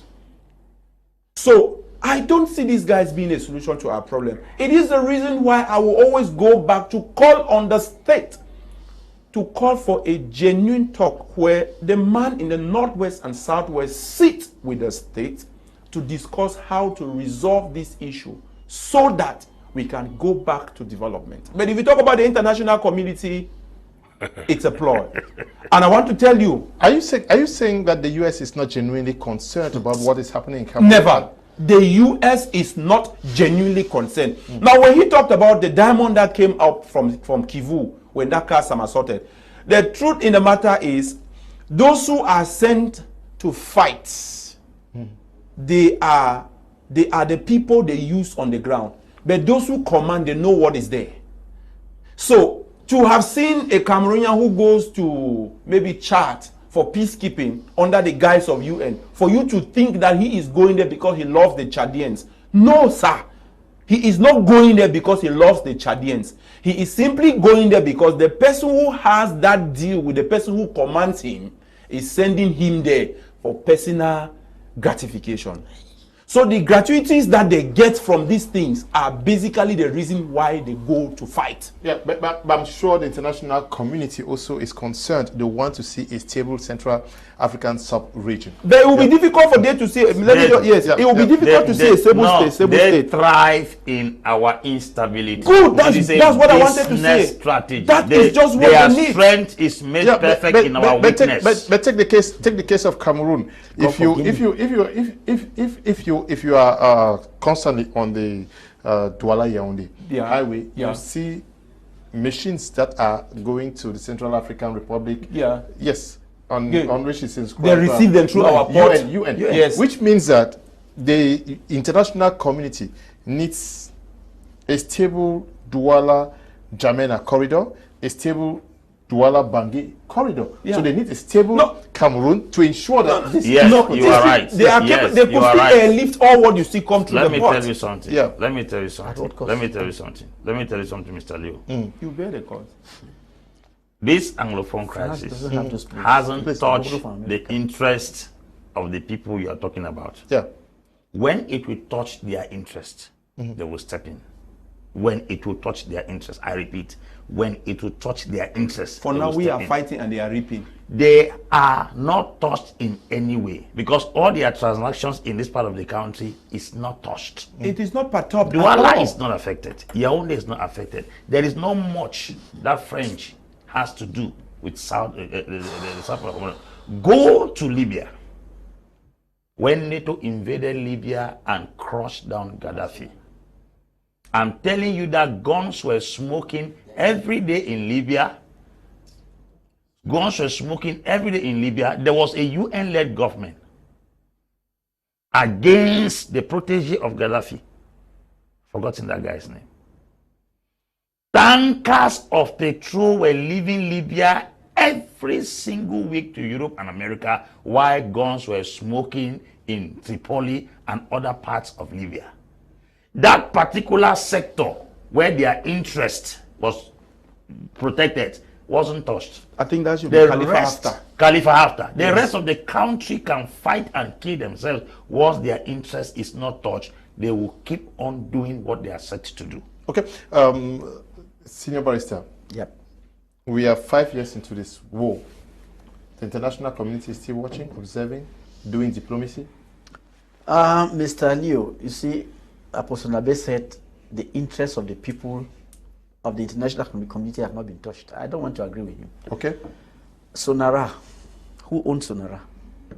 There were two owners, the government of Cameroon and Total. If I'm lying, you correct me. Sonara has been banned, so the French interests have not been affected. What is the function of Sonara?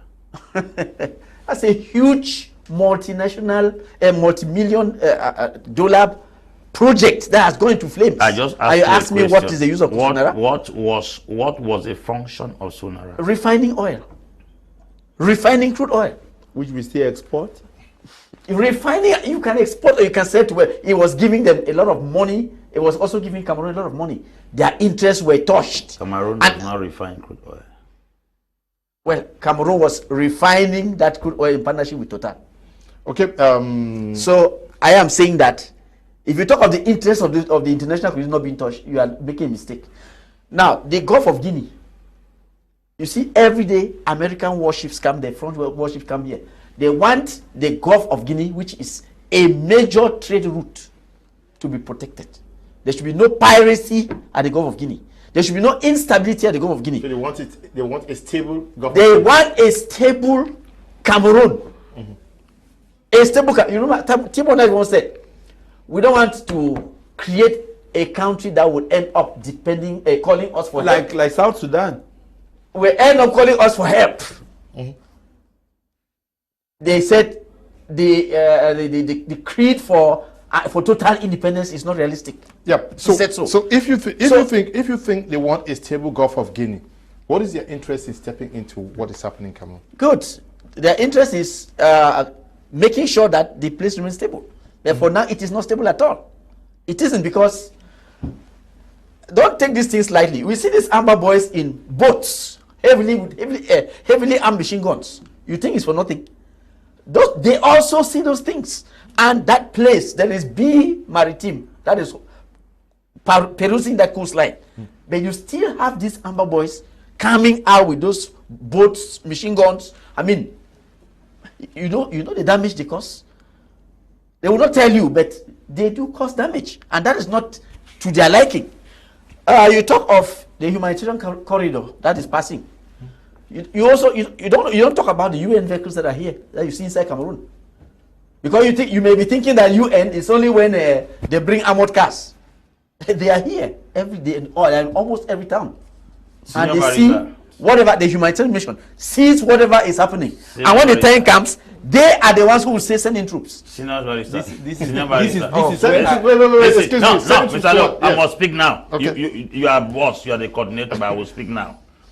There is no country in the world without UN vehicles. They have been here without any Anglophone crisis. UN intervention forces come into a country to bring peace. It's called UN peacekeeping force. It comes when there is a war. If the military of the UN with the peacekeeping force has not come, it means they have not valued anything in this country. You don't tell that UN forces, UN vehicles are. There's no war in Cameroon. That's good. That's what I'm telling you now. Okay. No, I didn't say so. Stop me. You said there's no war now. Is that what I said? No. Is that what I said? There is no war. Hear what I'm saying. He didn't say there's no war. I didn't say so. Yes, I didn't say so. Hear me very well. Hear me very well. Let me clarify the audience. People are watching us. UN peacekeeping force is different from US humanitarian. Humanitarian are in every country since 2002. They have been here. They have been here. They came. The UN blue helmets only go in a country when war situations are in place. There is a war in Cameroon. If they have not sent the UN peacekeeping force in this country, means they have not picked interest in that. Yeah, but can they 5 years? Can they get into a country without a UN Security Council resolution? No. Of course they cannot. So, Mr. Leo, please, I just want to clarify. now, let me say this. Before the UN comes into a country, the sub-regional bloc must have had a talk on this and their resolution put forward. CEMAC does not have a resolution on the ongoing crisis. It will have to leave CEMAC and head to the African Union. The UN does not just get up and comes into an area without following this protocol. I disagree. We may want to ask this question. Tigray crisis, the African Union talk about Tigray, it appeared the UN is not in Tigray. To have appeared in the UN Security Council, we have had several talks. My major worry is when we say things like this, these are things that could come in and spur some of the gullible young people we have out there to think that the UN is just by the door to solve the problem, whereas it isn't the case. The truth is that the UN Security Council could make certain statements with regards to problems happening in your country. That is something different to have voted or to vote a bill that brings the security forces in your country. And before they come into your country, they have to exhaust all of these blocks before they could step into your country. It is from their resolution. Let us stop playing politics. So a member of the Security Council I think like the Apostle, we should endeavor like the Malian case. Politics with people, the Malian case where France wanted a motion against Mali and it was blocked by Russia. You see? We should not give the youth a false hope. In Cameroon we have America that has stood forward, because you cannot tell me that a country that puts forth a whole legislation on another country Barrister, is not particularly well, sometimes you talk as if you are the only one who has information. When you say Russia blocked, it was the US, it was China and Russia that blocked one petition. And they are part of the US Security Council. And they have veto power. AU did not do anything against Mali. Who's AU? He said AU. The regional bloc has to intervene. Please. I did not. AU was absent. Please. India was absent. Please. The French went straight to UN. You see now? Please. It all boils down to the interests of the member country of the UN. And we are saying that in this our particular case, the US has come out with a resolution calling on other countries to join the boat so that this problem will be solved. And you think Russia and China are going to endorse? Well, for the time being, the EU has followed suit. Ireland is. How many countries did Russia and China gather to stop France's petition against Mali? How many countries in Russia? I haven't gone into the books of the UN. Wait, how many of them did they get to stop France's position against Central African Republic? How many countries in Russia and what are you talking here? Russia and China are taking over the spoils that France has left behind in Mali. So you understand that too.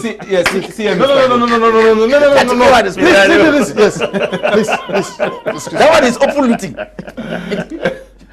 Yes, here in Cameroon, they don't see what they'll come and carry. That's the trouble. They don't see what they will come and carry openly. That's the thing. America is still gathering country for 5 years. See, what is why Russia and China gathering for 2 weeks? I think it's easy for us to get this right, Mr. Please, can we conclude? Can we conclude? We are concluding. Yes, we're looking at the stakes today. When you look at what is happening now on ground, let me respect each. Yeah. I'll start with you, Senior Barrister. We'll go like that. I'll end with Apostle Ambe. When you look at what is happening, what do you think as president of the Reform Party, an Anglophone elite, because you're one? Yeah.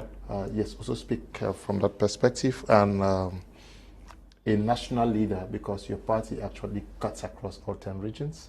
What is the message that you have for the people of the Southwest and Northwest region and Cameroonians as a whole? Well, it is a rather unfortunate situation that the people of Southern Cameroon have been brought to embrace a war that they never called for. That is an unfortunate answer that was given to their problem, to their legitimate problems presented to the government in place. So I think that after 5-6 years of suffering, many people are thinking in the line of reasoning that was put forth by Apostle Ambe, notably that no one stands to gain from all this fighting. I want the government that has been very adamant on its position to have a rethink, because it does not pay anybody anything to destroy what he's fighting for. You are fighting to get something, but you destroy it. Now, if you kill everybody who is in Southern Cameroon, who will you govern? Who will you govern? Will you govern the trees? The people of Southern Cameroon, well, those who have taken up arms, if you took up arms because you wanted your voices to be heard, I think everybody now knows that, yes, the things for which you were fighting are legitimate. The government has even said so on the occasion of national dialogue, that the claims are legitimate. But now the problem is solving the problem. I want to impress on the people and on the government to make things possible so that we can sit together on the table. Not dividing Cameroon means that we should live in a better Cameroon.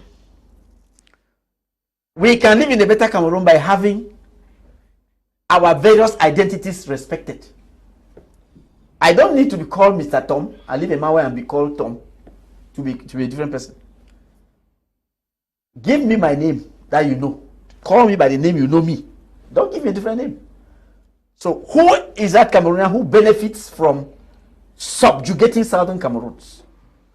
The Francophones have to understand that they don't gain anything by trying to make Southern Cameroonians feel inferior. Let us treat with each other like Africans are telling the French. Let's treat as brothers, as partners, and not as one person being above the other. Okay. And that can only be brought about when we sit on the table like equals, like brothers, and we iron out our issues in a very objective manner. Okay. Nobody should try to dominate the other. If that is not done, then we'll be in for trouble for a long time. Good evening, Mr. Liu. Please tell Barrister to redo his research. Cameroon does not refine crude oil. Again, the international community has never resolved any crisis in Africa. Yes, yes. Yes, that one is an illiterate. Yes, what I have to say with regards to... It's an illiterate. Cameroon bought Nigerian crude oil that is refined. What I have to say... It's an illiterate. Yes, this is what I have to say. Please, I want to appeal... Yes, so Nara was not refining Cameroon oil. They was refining oil bought from Nigeria. He's an illiterate. He should correct himself. I want to appeal. Yes. But he asked me to do a similar thing now. Let me put him in his own place. Tell him that he do research. Yes. I just want to appeal to the young people I was counsel for Sonora. Okay. Yes, I've been counsel for Sonora under Eddie, so I know what I'm talking about. I want to appeal to the young people on this fact. We have a life longer than those who are already living and quitting the stage on earth. So I think there will be no reason for us to be too gullible to the extent where any information which is given to us, we should take it and want to act on it. The international community, we keep calling them, is not a particular person. And if you never knew, we are saying that Russia has had a grip on Ukraine since 2014. The UNs and the rest, they have done practically all with all kinds of resolutions. But as we speak, the French government, the French president 3 days ago had to travel to Russia to meet Vladimir Putin for talks. So one, a lesson from this is to meet the person who offends you and to talk with this person is already a solution over arms. It is far better than arms. But what you need to know is, for the fact that Russia is already telling the US and the EU that Ukraine will not become a member of NATO, that already tells us that for the last 8 years or so, the UN and the European Union have not succeeded over Russia. So don't expect these same people to rush down to Africa where they feed from to easily give you solutions for you to equate yourself with them. It will not be possible. So in a nutshell, let the young people take this time out to think of things that will build the nation. And I want to appeal on the government to why not take out some time and stop this inertia, because that is the major problem. If the government does not quit this stage, it will be very difficult. Okay. Yes. So I think the young people have gotten it. And I want to believe that whosoever champions the affairs, all the bounty patriots, I want to appeal on you guys, be real patriots so we can quit and leave the stage. So we should not continue in this senseless war. Good evening, Mr. Liu and the panelists. Is it not the UN that solved the problem Cameroon had with Nigeria over Bakassi? Okay, that's an example. Good evening to you in the studio. I love your program. Bertrand is writing from Yaoundé. Good evening, sir. My name is Brandon Aaron. I'm enjoying the program. Please, I wish to ask you guys what happened to the youths of Cameroon on the 11th of February before the term, the Youth Day. Please, I'm waiting, sir. Brandon, how can I get in touch with you? Atem Eric, writing from Dizange. Dizange is in Senegal Maritime. Just call me after the program, please. My regards to you all in the studio. Mr. Leo, there is no day the position talk less of Anglophone can unite. Okay, talk less of the Anglophones can unite. The government has a strong mechanism for divide and rule. The only solution to this crisis is the government speaking with separatists. Mr. Simon, writing from Baba. Okay. Good evening, Mr. Liu. And panel selection in the areas are being rigged through the administration. Of course, the opposition do not have this machinery. I agree with your senior barrister. No effective election took place. How do you expect that on voting the no movement is allowed? Okay. This one says, hi, this is Noel Tasha. If you had my contact before, please save it back. You can, okay. Noel Tasha, thank you very much. You lost your phone and you're getting back to your contacts, okay? Greetings to you in the studio. I love your program, but what we need is full, okay? Mr. Ernest writing there. Good evening. Mr. Liu, I give special thanks to the apostle for educating us, the youth. I was so blind, but now I know the truth. Thanks very much, apostle. Now I confirm there is no politics in Cameroon. Stone Art is writing from Douala.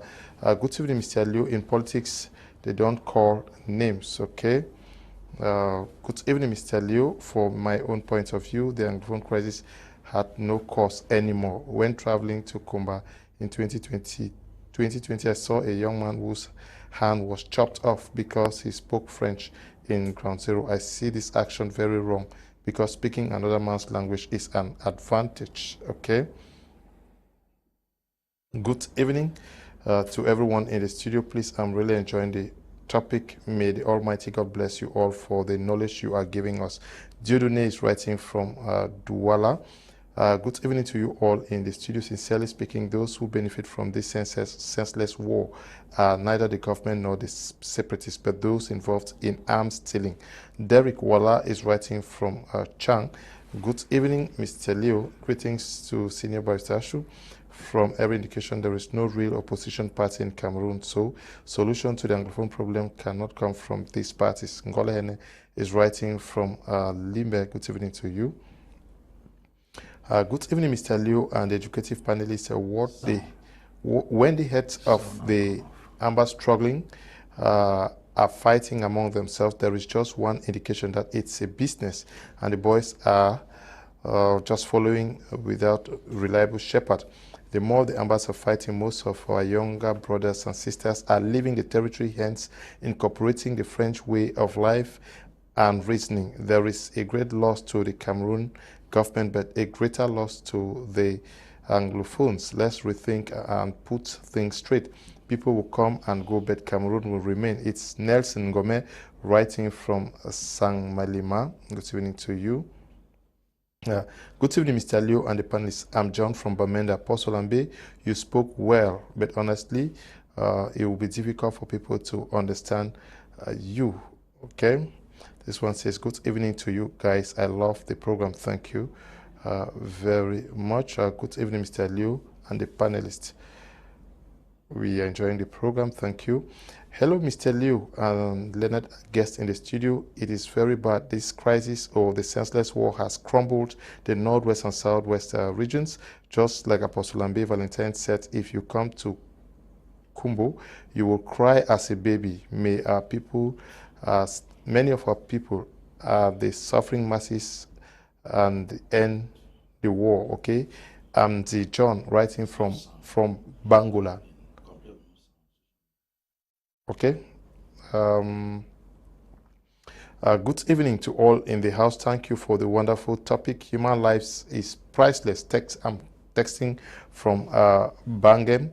This one says the government really needs to do something. Personally, I'm suffering here in Guinea as compared to when I was in Manfe. Jerris is writing from Bata. Okay, good evening to you, Jerris. Hello, Mr. Liu. Tell your panelists that children watching football is a big part of education. Okay. Hello, Mr. Liu. Can you ask your panelists if by 2030 they will still be coming to your panel to talk about the Anglophone crisis? Okay. Dear Mr. Leonard, please, and panelists, I do not expect anything much from the regional councils because most of them are headed by political elites who will always seek to please themselves. Okay. We have to end here. You had the last say, Apostle Ambe. The word is there to say again. What we have to say is that all we are praying is for peace. They say when two brothers fight, strangers enjoy their wealth. And I think that we have fought for too long. It's time for us to reason. And we should not have the same mindset with which we started the crisis. As the days are going by, you have to see how things are evolving. I have given analysis of different crises. Sometimes the best way to win is to back out. But Mali say he that fights and runs away lives to fight again another day. Nigeria had to experience peace and grew up to a strong nation. As a matter of fact, the Biafrans are the strongest people in Nigeria today in terms of economic stability, in terms of mental prowess, because they surrendered once.